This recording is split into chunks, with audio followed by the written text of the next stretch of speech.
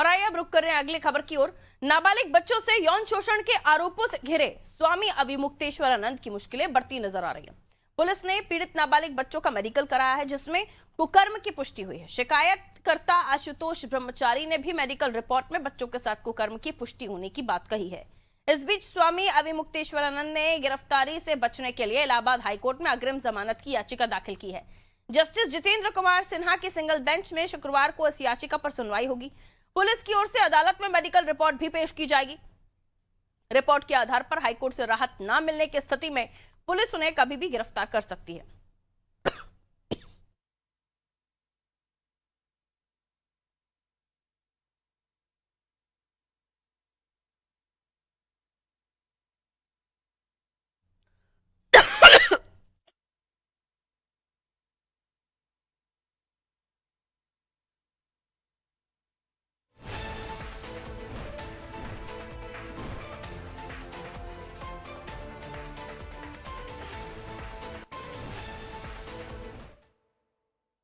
कि अविमुक्तेश्वरानंद, उनके शिष्य मुकुंदानंद गिरी और 3 अज्ञात के खिलाफ झूसी थाने में मुकदमा दर्ज किया गया है। मामला माघ मेले के दौरान स्नान को लेकर सुर्खियों में आने के बाद सामने आया था। पुलिस के मुताबिक बटुका से कुकर्म किसने किया, कब किया, कहां किया, ये जांच का विषय है। पूरी जांच के बाद स्पष्ट होगा कि अविमुक्तेश्वरानंद पर लगे आरोप कितने सही हैं। थाना प्रभारी झूसी महेश मिश्र भी बताते हैं कि मेडिकल हो गया है, कोर्ट का मामला है, ज्यादा जानकारी वो नहीं दे सकते। लेकिन अभी तक मामला जो है वो जानकारी मेरे सहयोगी अमरेंद्र देंगे। आइए उनकी तरफ मैं रुक कर लेती हूं और जानने की कोशिश करूंगी ये मामला कहां तक पहुंचा है, क्योंकि अब जो अमरेंद्र रिपोर्ट आई है उसमें कुकर्म की पुष्टि हो रही है। यानी अब मुश्किलें अविमुक्तेश्वरानंद जी की बढ़ गई हैं। अब बताया ये भी जा रहा है कि कोर्ट का दरवाजा उन्होंने खटखटा लिया है। अगर जमानत वहां से नहीं मिली तो अविमुक्तेश्वरानंद की गिरफ्तारी तय मानी जा रही है। जी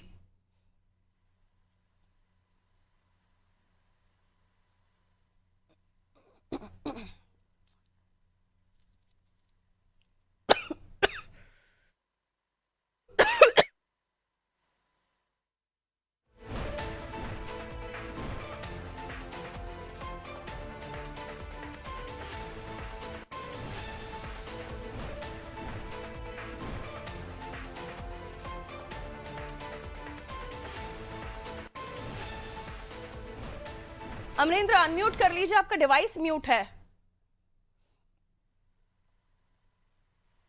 आपकी आवाज हम तक नहीं पहुंच रही है।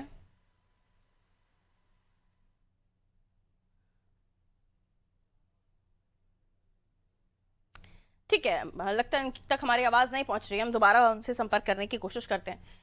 तो अभी मुक्तेश्वरानंद पर गिरफ्तारी की तलवार लटकती हुई दिखाई दे रही है, क्योंकि मामला कोर्ट में है और जो रिपोर्ट आई है उसमें नाबालिग बटुका के साथ यौन शोषण की पुष्टि हो रही है।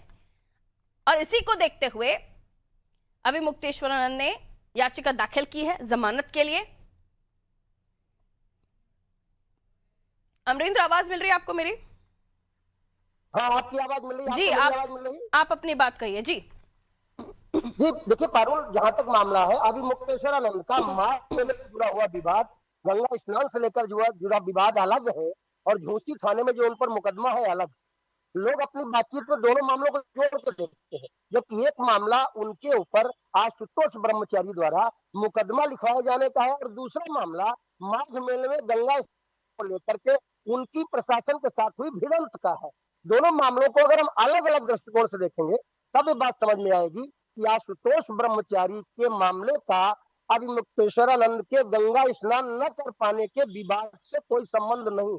फिलहाल झूसी थाने में लिखा मुकदमा, जो कि कोर्ट के आदेश पे लिखा गया है, उस मुकदमे में अब दिल्ली हॉस्पिटल में बच्चों की जांच भी हो गई है और जांच में जैसा कि पुलिस सूत्र बताते हैं कि कुकर्म की पुष्टि हुई है। ऐसे में कल जब हाई कोर्ट में अग्रिम जमानत याचिका पर सुनवाई होगी तो इस बात की पूरी कहीं ना कहीं उम्मीद है कि पुलिस अपनी तरफ से मेडिकल रिपोर्ट पेश कर सकती है और यदि पुलिस मेडिकल रिपोर्ट पेश करती है और न्यायालय मेडिकल रिपोर्ट को सही मानकर उसके पक्ष में कहीं ना कहीं न्यायालय अगर अपना टिप्पणी देता है या न्यायालय अपना फैसला आगे बढ़ाता है तो अग्रिम जमानत याचिका खारिज हो सकती है और मुक्तेश्वर आनंद की गिरफ्तारी की स्थिति भी बढ़ सकती है। पारुल, बिल्कुल अमरेंद्र, लेकिन अगर ये मामला जिस तरीके से आगे बढ़ रहा है, अभी मुक्तेश्वर आनंद पर जो आरोप लग रहे हैं उस पर कांग्रेस के भी प्रदर्शन अलग अलग जगहों पर सामने आए हैं। क्या कांग्रेस समझ नहीं पा रही है कि जो पुष्टि हुई है, प्रूफ जो सामने आ रहे हैं, उसमें सीधे तौर पर कहीं ना कहीं जो अभी मुक्तेश्वर आनंद है उनके तरफ तलवार लटकती हुई दिखाई दे रही है, फिर भी कांग्रेस का समर्थन? देखिए, कुल मिलाकर कांग्रेस पार्टी इस मामले को राजनीतिक सूल देने का प्रयास कर रही है, सभी जानते हैं। जी।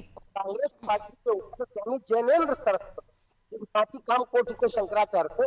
सबसे पहले भारत देश में अगर किसी शंकराचार्य की गिरफ्तारी हुई तो कांग्रेस के शासनकाल में जैनेन्द्र सरस्वती की 2004 में हुई। खुद कांग्रेस के ऊपर आरोप लगते थे कि तमिलनाडु में जयललिता की सरकार थी, को आरोप लगते थे कि उनके निर्देश पर जैनेन्द्र सरस्वती की 2004 में गिरफ्तारी हुई।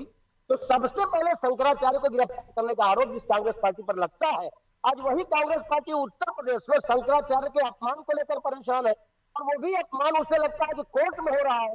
कोर्ट में न्यायिक कार्रवाई होती है, एक आम व्यक्ति हो, चाहे कोई शंकराचार्य हो, चाहे कोई सांसद हो, विधायक हो, मामला जब सब जुडिस हो जाता है तो कोर्ट न्यायालय सबको एक दृष्टि देखता है।